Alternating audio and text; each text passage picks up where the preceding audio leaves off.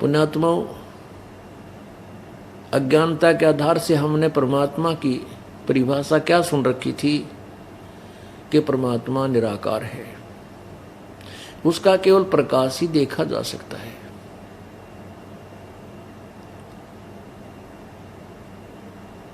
एक बात तो ये विचार करने की है कि हमारी बुद्धि बिल्कुल काम करना बंद कर चुकी थी भगवान के बारे में। हम विचार भी नहीं कर सकते थे इतना भी कि कहते हैं प्रभु का प्रकाश देखा जा सकता है, प्रभु निराकार है। अब जैसे कोई कहे कि सूर्य निराकार है, सूर्य का प्रकाश देखा जा सकता है, ये बात कोई जचने वाली नहीं है कि हमने सूर्य का प्रकाश देखा, सूर्य कैसा है कि वो तो निराकार है। हमने ट्यूब लाइट देखा, ट्यूब कैसा है, ट्यूब निराकार है। ये थ्योरी किसी आंखों वाले की नहीं हो सकती, अंधे की अंधे से सुनी हुई हो सकती है। ऐसे ही हमने अभी तक जितने भी ऋषि महर्षि गुरु संत जिनसे सुना, उन्होंने यही बताया परमात्मा निराकार है, परमात्मा निराकार है। वो दिखाई थोड़े देता है, वो तो अनुभव की बात होती है। और फिर कहते हैं परमात्मा का केवल प्रकाश देखा जा सकता है, शरीर के अंदर समाधि दशा में प्रकाश देखा जा सकता है। भले आदमी, अब परमात्मा बिना प्रकाश किसका देखा? परमात्मा परमेश्वर स शरीर है, मनुष्य सदृश उसका शरीर है। जब तक हम तत्वज्ञान से अपरिचित रहेंगे, हम भक्ति नहीं कर सकते, हम पूर्ण लाभ प्राप्त नहीं कर सकते। जब तक हमारा पूरा सब कंसेप्ट क्लियर नहीं होंगे, तब तक हम भक्ति मार्ग पर अधिक समय तक नहीं चल सकते। जिस समय आपको परिपूर्ण ज्ञान हो जाएगा, फिर आपका मोक्ष निश्चित है, क्योंकि आप डगमग नहीं हो सकते, आप पथ भ्रष्ट नहीं हो सकते। रास्ते से भ्रष्ट होकर के, दिशा भ्रष्ट होकर के दूसरी दिशा में चल करके, कुमार्ग पर चल कर हम अपने निज घर नहीं जा पाए। अब हमें दृढ़ विश्वास हो जाएगा कि जिस मार्ग पर हम चल रहे हैं ये अपने निज घर का है, हम कभी डगमग नहीं होंगे। थे 100 आदमी बैक आए हमें।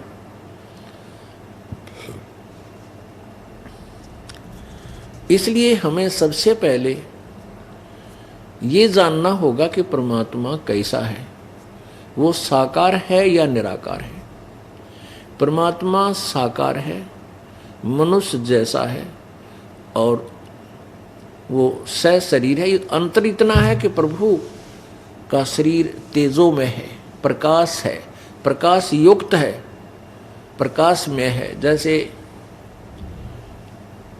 अब सूर्य है, ये प्रकाश युक्त है, तेजों में है। इसी प्रकार परमेश्वर का शरीर तेजों में है, इसलिए वेदों में उसे अग्नि शब्द से संबोधित किया है। अग्नि का अर्थ होता है प्रकाश युक्त, प्रकाश में परमेश्वर।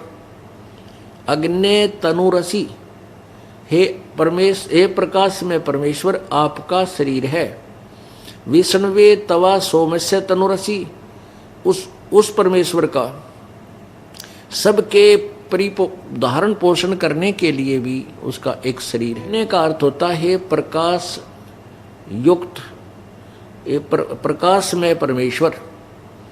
अग्नि तनुरसी, हे प्रकाश में परमेश्वर आपका शरीर है।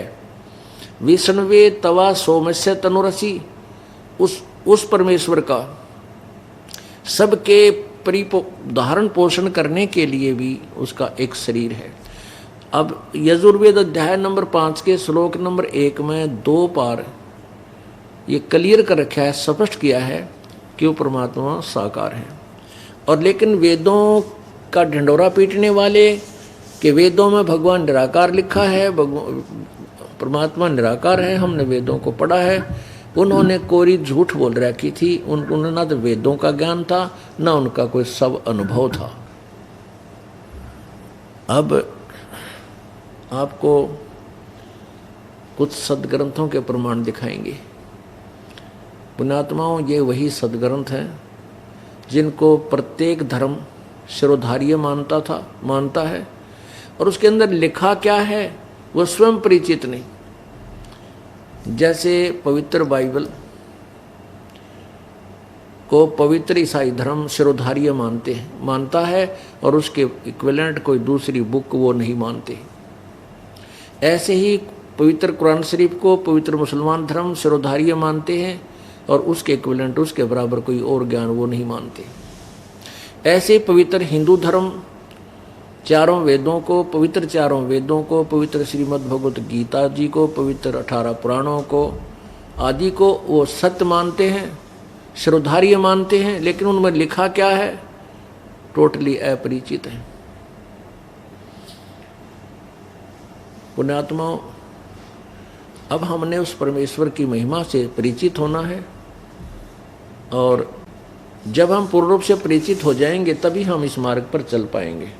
गीता जी अध्याय नंबर 2 के श्लोक नंबर 46 में कहा कि अर्जुन, जब नाना भिन्न भिन्न प्रकार के वचनों से भ्रमित हुई तेरी बुद्धि एक तत्व ज्ञान पर, एक पूर्ण परमेश्वर के ज्ञान के ऊपर आधारित हो जाएगी, तब तो तू योगी होगा, तब तो तू भक्त बनेगा। अन्यथा तेने कोई भ्रमित कर देगा और तू तभी वैसे ही डगमग हो जाएगा। सत्य मार्ग को त्याग करके तू फिर कुमार्ग पर चल पड़ेगा। इसलिए तेरे को तत्व ज्ञान होना अति आवश्यक है। अब सर्वप्रथम देखिएगा पवित्र बाइबल। अब ईसाई धर्म के व्यक्ति श्रद्धालु कहते हैं परमात्मा निराकार है। अब उनसे कोई पूछे कि परमात्मा की क्या स्थिति है, तो वो बोलते हैं गॉड इज फॉर्मलेस। फॉर्मलेस माने परमात्मा का कोई आकार नहीं है। और जबकि पवित्र बाइबल ठोक के गवाही दे रहा है कि परमात्मा शरीर है, मनुष्य सदृश है, साकार है। बताओ हे भगवान, हमारे सदग्रंथ कुछ कह रहे हैं जिनको हम शिरोधार्य मानते हैं, और हमारी थ्योरी क्या है, ये सब काल बली ने भ्रमित करवा रखा है, सच्चाई से दूर रखा। परमात्मा ने आकर के ही हमें ये तत्व ज्ञान बताया है। अब देखिएगा, ये पवित्र बाइबल है, संपूर्ण अध्ययन बाइबल। ये कहाँ से प्रकाशित है? पवित्र बाइबल, संपूर्ण जीवन अध्ययन बाइबल, पवित्र बाइबल, संपूर्ण जीवन अध्ययन बाइबल।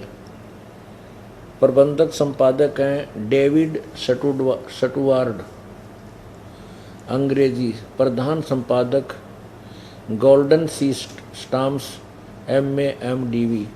संयुक्त संपादक जे वेस्ले आदम्स PhD।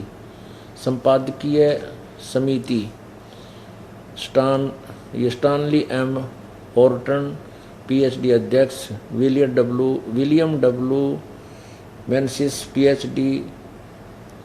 उपाध्यक्ष आदि आदि सारे पूरे इनका लिख रखे हैं विवरण।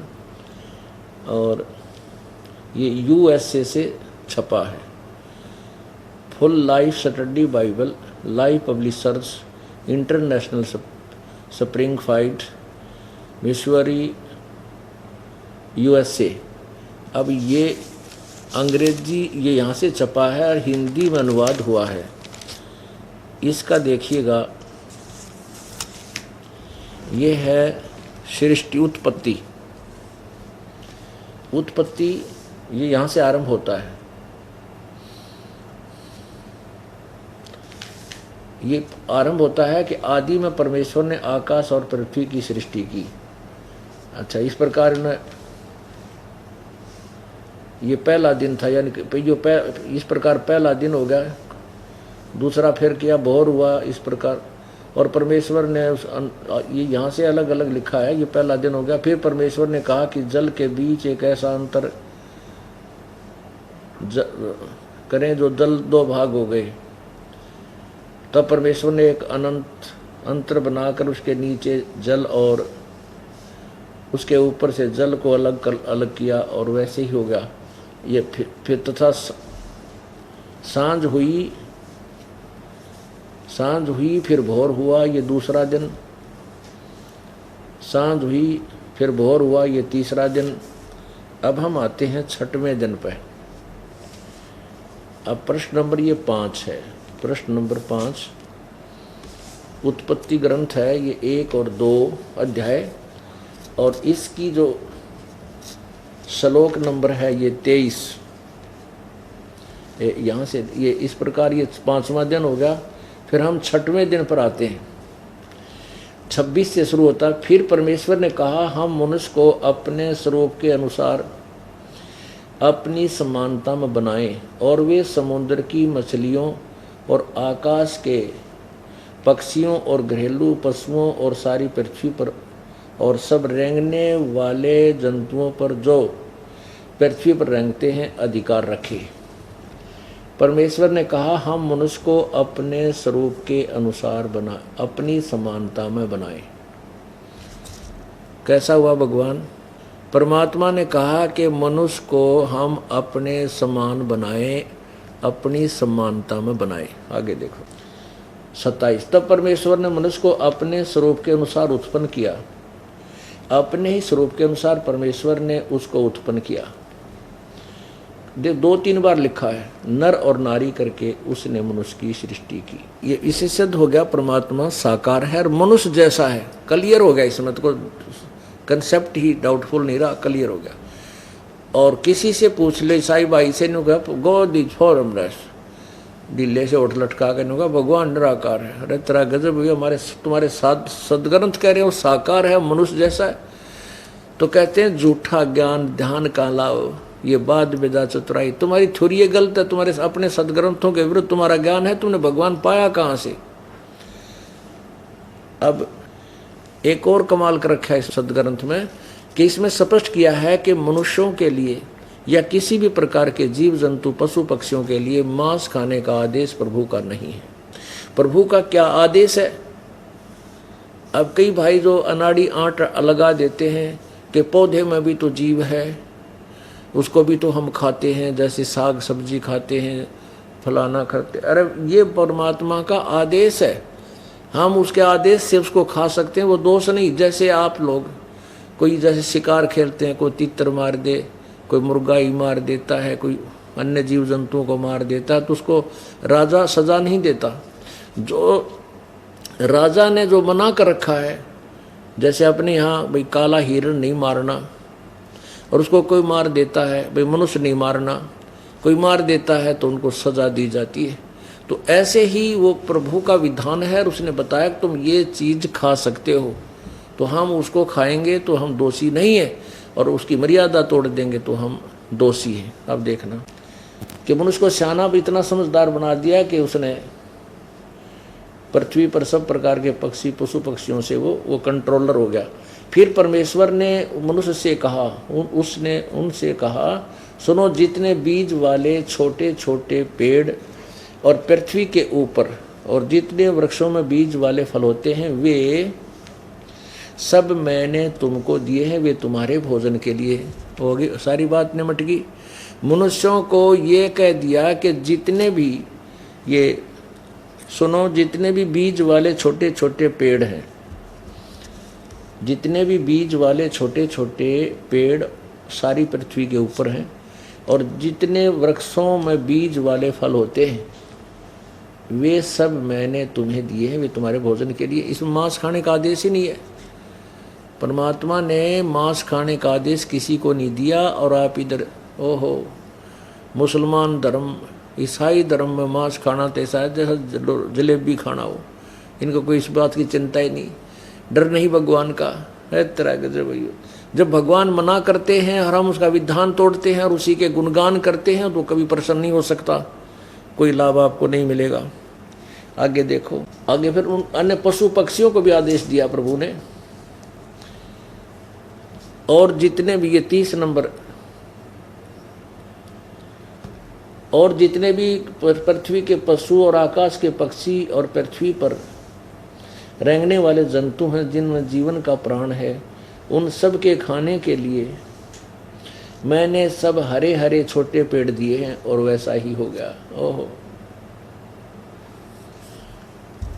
पुण्यात्माओं स्पष्ट कर दिया कि जितने भी पशु पक्षी जीव जंतु हैं उनके लिए भी बता दिया है कि तुम्हारा ये आहार है, तुम्हें कुछ भी और एक दूसरे प्राणी को नहीं खाना है।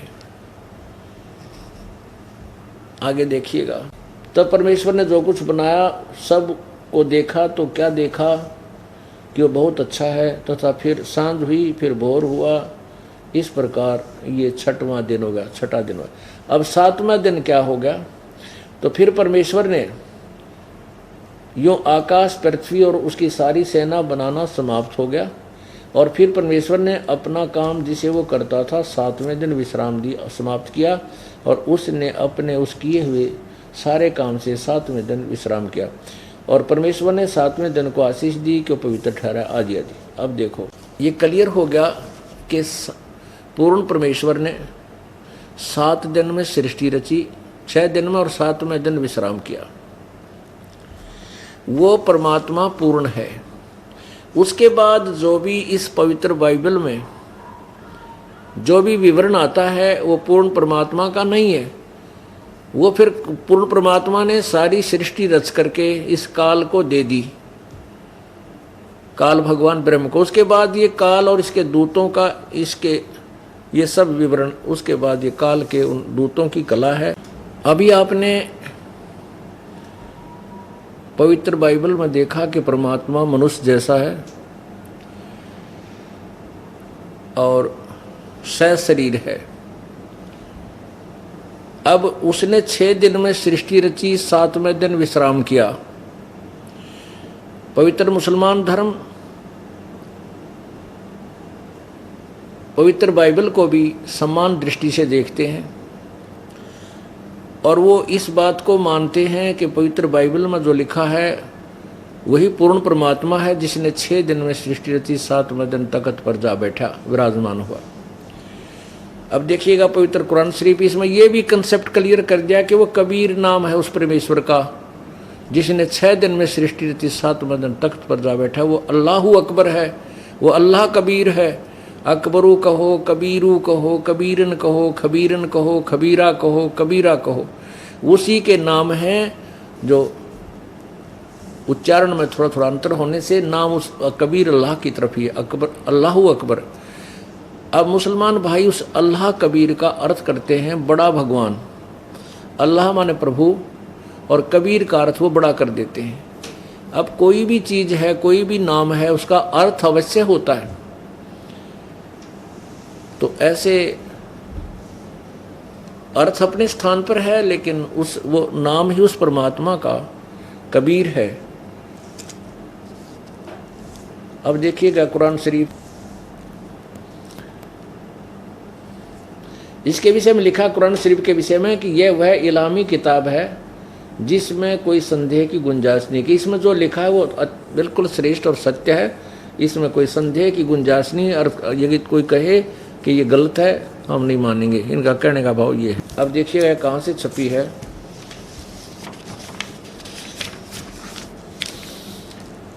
यह वह इल्हामी किताब है जिसमें संदेह की गुंजाइश नहीं। कुरान शरीफ यह है मुतरजम 82 यानी अनुवाद सटीपन शास्त्रीय अरबी पद्धति पर नागरी लिपि में शेरवानी संस्करण, प्रकाशक है लखनऊ किताब घर, मौसम बाग, सीतापुर रोड, दिल्ली। यहाँ से ये छपी है। इसके अंदर ये देखिएगा सूरत फुरकानी,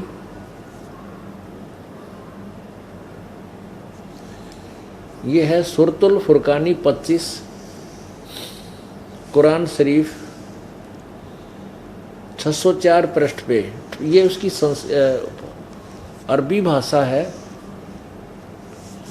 ये अरबी भाषा और उर्दू में लिखी हुई है। और ये सारा अरबी भाषा है, इसको हिंदी में लिखा है, इसी का अनुवाद। इसमें 52 नंबर आयत में क्या लिखा है, फला तुतियल काफिरन व जाहिदुम बिही जिहादन कबीरन। अब इसमें ये कबीरन शब्द लिखा, कबीरन।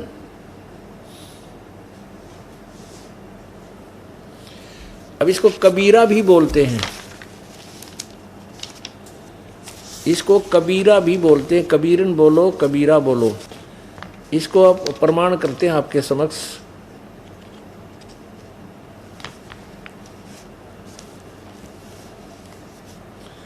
ये है कुरान। अब कुरान शरीफ आपने देखा, अब कुरान मजीद देखो, केवल नाम में अंतर है, लेख सेम टू सेम है, लेख वही है लेकिन नाम इसमें कुरान मजीद लिखा इसका। इसमें क्या कहा है ये देखिए, कुरान मजीद मुतरजम मैं अरबी मतन ऑफिस बुक डिपो 422 प्रकाशक है, ऑफिस बुक डिपो मटिया महल जामा मस्जिद दिल्ली 6। इसके 577 पृष्ठ पर यही सूरत फुरकानी लिखी है, 576 पृष्ठ पे ये देखना, ये यहाँ सूरत फुरकानी 25 पृष्ठ 576, ये वही 51, ये 52 नंबर, 51 समाप्ति 52 नंबर आयत है ये। फला तुतियल काफिरन व जिहादुम बिही जिहादन कबीरा। इसको कबीरा कहो, कबीर कहो, कबीरन कहो, एक ही अर्थ है। इसका अर्थ इन्होंने बड़ा कर दिया है। अब ये देखिएगा कुरान शरीफ सूरत फुरकानी 25, इसमें पृष्ठ 604 है, उसमें 576, लेख वही है, पृष्ठ जो के त्यों है। सूरत फला तुतियल काफिरन व जहादम बिही जिहादन कबीरन, इनका अनुवाद इन्होंने किया है। इस 52वीं आयत का हिंदी अनुवाद किया, क्या कहा कि ए पैगंबर तू काफिरों का कहा न मानना और इस कुरान की दलीलों से उनका सामना बड़े जोर से करो। इन्होंने कबीर का अर्थ बड़ा कर दिया। अब इसका क्या अर्थ बनता है ये दास बताएगा कि कुरान शरीफ के बोलने वाला, कुरान शरीफ का ज्ञान देने वाला जो अल्लाह है उसको मुसलमान धर्म अपना भगवान मानते हैं, और वो कह रहा है अपने पैगंबर हज़रत मोहम्मद को कि ए पैगंबर, ए हज़रत मोहम्मद, मैंने तुझे जो कुरान शरीफ में ज्ञान दिया है तो उसके ऊपर दृढ़ रहना, उसके और इन काफिरों की बात मत मानना। वो कबीर को भगवान नहीं मानते तो उनकी बातों में मत आना। मेरे द्वारा जो कुरान शरीफ का जो ज्ञान, ये दलील, ये एग्जाम्पल तुझे दिए हैं, इनको तो सही मानना और मेरे ज्ञान के आधार पर रुके रहना, उनकी बातों को नहीं मानना। और वो कबीर परमात्मा है, उस कबीर भगवान के लिए तू संघर्ष कर, उनकी बातों को मान, लड़ना नहीं। जिहाद माने संघर्ष कर। वो कहते रहे कि वो कबीर भगवान नहीं है, तू मत मानना उनकी बातों को। मैं जो कह रहा हूँ वो गीता, जो कुरान शरीफ का ज्ञान देने वाला हज़रत मोहम्मद का अल्लाह कह रहा है कि जो मैं कह रहा हूँ ये सत्य है। गीता जो तेरे को कुरान शरीफ का ज्ञान दे रहा हूँ, और ये वही परमात्मा है कबीर जिसने 6 दिन में सृष्टि थी, 7वें दिन तख्त पर जा बैठा। अब देखिएगा, अब ये 607 देखो, 607 पर हिंदी पढ़ेंगे। 52 की हिंदी आपने पढ़ी, फिर पढ़िए। तो ए पैगंबर तू काफिरों का कहा न मानना और इस कुरान शरीफ की दलीलों से उनका सामना बड़े जोर से करो। अब ये कहते हैं वो कबीर परमात्मा है, वो कबीर भगवान है, उसकी मेरी इस बात पर विश्वास रखना जो मैं तुझे ज्ञान दे रहा हूँ। और इन काफिर जो कबीर को भगवान नहीं मानते वह काफिर हैं, वो निकम्मी आत्मा है, उनकी बातों में मत आना, उनके साथ तो संघर्ष करना, अर्थात वो कहते रहेंगे तो मानना नहीं। और ये वही परमात्मा है। कौन? अब देखना, क्लियर किया है। ये सूरत फुरकानी 25 आयत, ये 52 आपने पढ़ ली, अब 53 है ये, यहाँ से शुरू होती है। और वही है वो जिसने 2 दरियाओं को मिला चलाया, एक पानी मीठा प्यास बुझाने वाला और एक का खारी कड़वा, दोनों को एक आड़ में मजबूत रोक बना दी। और वही है जिसने पानी की बूंद से आदमी को पैदा किया, फिर उसको साहिब नसब यानी किसी का बेटा या बेटी और ससुराल वाला यानी किसी की दामाद बहू बनाया।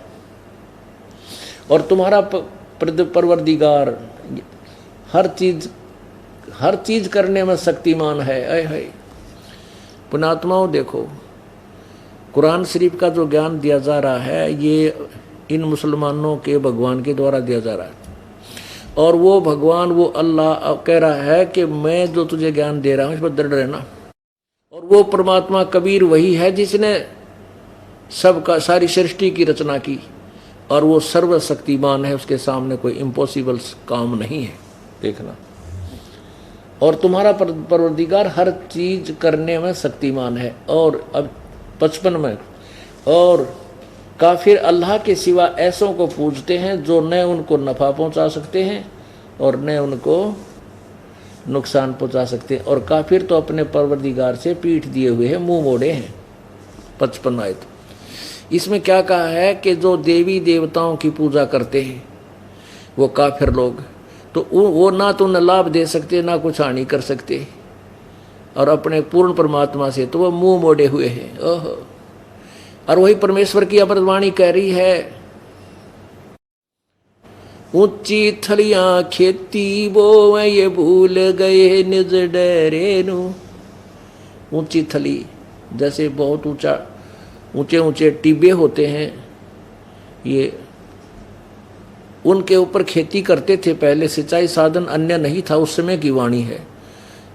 ना कोई नहर से सिंचाई होती थी, ना कोई ट्यूबवेल था, कुआं खोद करके कहीं रहट होता था, नहीं तो वो ऊपर जैसे वर्षा होगी तो ऊंचे ऊंचे स्थानों पर बीज दिया तो फिर दोबारा वर्षा नहीं होती तो वो सूख जाता था, वहाँ कोई उपज नहीं होती थी। और एक डहर होती है, समतल स्थान होता है, जमीन होती है, वहाँ पर ऊंचे टिब्बों पर बरसा हुआ जल उस नीचे वाली ज़मीन पर आकर के सिंचाई का काम करता था। उस डहर बोलते हैं उसको, डहर खेत।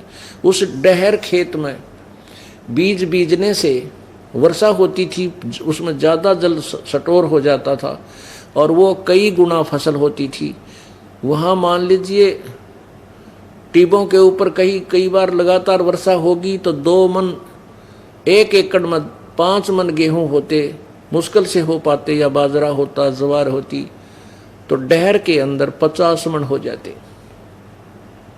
कहने का भाव यह है कि जो हम अन्य पूजा करते हैं अन्य देवी देवताओं की, वो तो समझ ले 2 मन कणक, और हम पूर्ण परमात्मा की भक्ति करते हैं तो समझ लो 100 मन कणक।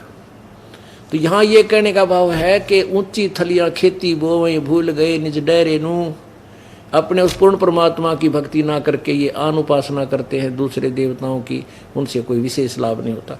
और वही ये प्रमाण दे रहे हैं कि जैसे ब्रह्मा विष्णु महेश जी, इनकी जो पूजा करते हैं ये न तो किसी को हानि दे सकते ना ये लाभ दे सकते, क्योंकि उनके प्रारब्ध में वो परिवर्तन नहीं कर सकते।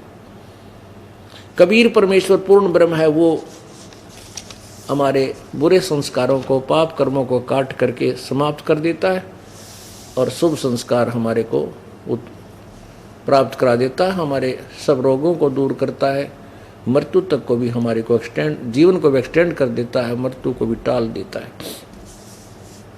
यही कुरान शरीफ कह रही है कि काफिर लोग तो ऐसों को पूजते हैं जो ना लाभ दे सकते ना हानि कर सकते, और काफिर तो अपने परवरदिगार से मुंह मोड़े हुए हैं। अब 56 में, आयत नंबर 56 में, ए पैगंबर हमने तुमको खुशखबरी सुनाने और सिर्फ अजाब से डराने के लिए भेजा है। इन लोगों से कहो कि मैं तुमसे इस अल्लाह के हुक्म पर कुछ मजदूरी नहीं मांगता, हाँ जो चाहे अपने परवरदिगार तक पहुंचने की राह इख्तियार कर ले। 57 में, और ए पैगंबर ये 58 में कमाल कर दिया और 59 में। अब क्या बताया है 58 में, ये कहा कि ए पैगंबर वो कबीर नामक अल्लाह सब पापों का नाश कर देता है और वही पूजा के योग्य है, इबादत ही कबीरा।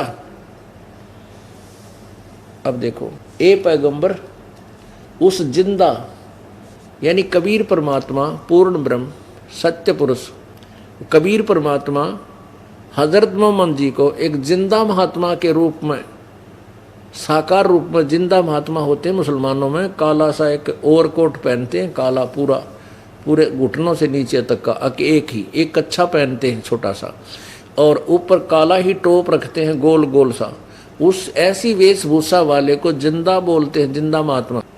तो कबीर परमेश्वर हजरत मोहम्मद जी को उस जिंदा महात्मा के रूप में जाकर मिले थे और उनको सतलोक लेकर गए थे। परमात्मा कहते हैं हम मोहम्मद को वहाँ ले गए और इच्छा रूपी वहाँ नहीं रहो, उल्ट मोहम्मद मैल पठाया, गुज बीर से कलमा लाया। कहते रोजा बंग नमाज कही रे, बिस्मिल की नहीं बात कही रे।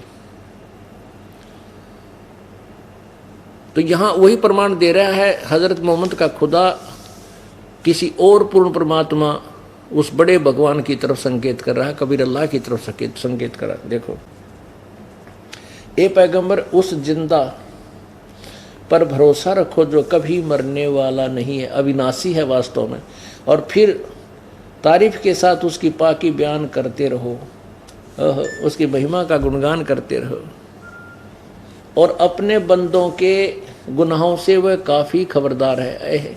यहाँ इन्होंने काफ़ी शब्द कर दिया कबीर का। वो कबीर परमात्मा अपने बंदों के, अपने भक्तों के गुनाहों से खबरदार है, वो उनका खूब जानता है, उनके दुखों को निवारण कर देता है। अब देखो जिसने, अब ये 59 में कमाल कर दिया, जिसने, ये कबीर भगवान वही है, अल्लाह कबीर वही है जिसने आसमानों और ज़मीन और जो कुछ उनके बीच है, बीच में है, सबको 6 दिन में पैदा किया, फिर तख्त पर जा विराजा। वह अल्लाह बड़ा, वो अल्लाह कबीर, हम इसको अल्लाह कबीर कह दे, इन्होंने बड़ा शब्द कर दिया कबीर। वह अल्लाह कबीर है, रहमान है, दयालु है। तो उसकी खबर किसी बाखबर इल्म वाले से पूछ, देखो उसके बारे में किसी तत्वदर्शी संत से पूछो। जैसे गीता जी अध्याय नंबर 4 के श्लोक नंबर 34 में भी यही कहा है कि उस पूर्ण परमात्मा के विषय में किसी तत्वदर्शी संतों के पास जाकर उसका ज्ञान प्राप्त करो। यानी गीता ज्ञान दाता भी इनकम्प्लीट, गीता ज्ञान भी इनकम्प्लीट और कुरान शरीफ का ज्ञान भी इनकम्प्लीट, क्योंकि कुरान शरीफ बोलने वाला अल्लाह खुद कह रहा है कि तू उस पूर्ण परमात्मा जिसने 6 दिन में सृष्टि थी, 7वें दिन तख्त पर जा विराजा, उस वो अल्लाह कबीर है, उसकी खबर किसी बाखबर से पूछ देखो। यानी कुरान शरीफ का ज्ञान दाता भी उस परमेश्वर के विषय में परिचित नहीं है, उसकी वे ऑफ वर्शिप भी नहीं जानता है। ये बात सिद्ध होगी कि परमात्मा सशरीर है, मनुष्य जैसा है। इन दोनों पवित्र धर्मों के पवित्र सदग्रंथों ने रल मिलकर सिद्ध कर दिया कि पूर्ण परमात्मा का नाम कबीर है और वो मनुष्य की तरह सशरीर है और वही पूजा के योग्य है, उसका नाम कबीर है।